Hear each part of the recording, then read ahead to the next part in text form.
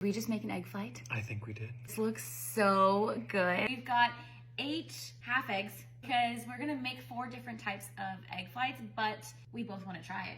I got inspiration from everybody doing all of these egg flights, and I've been craving them ever since I saw them. I want them so bad. I'm gonna do sushi one first. Just take a little dollop of mayo. The right spoon. Expecting for you to put a tablespoon of mayo. We got sockeye salmon, and we're just gonna place that right on top. What do you have? Show them the tool that you have. Tweezers. Fine dining tweezers. Fine dining tweezers.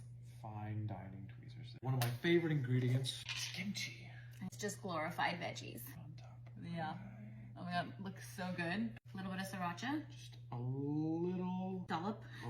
dollop, the tiniest little fine dining dollop. 1 little cilantro leaf. Next up is the pimento cheese one, which was heavily requested. I by love Mika, pimento because cheese. she loves pimento cheese, so we're just gonna let it slide on top. No tweezers this time? No. Jalapeno slices next, and these are the real ones. I don't get the pickled ones.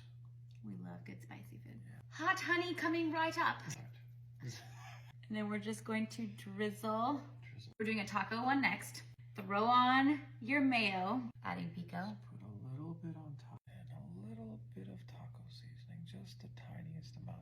There. Using your fine dining tweezers. 1 little sprig of cilantro. Caprese egg. Is it caprese or caprese?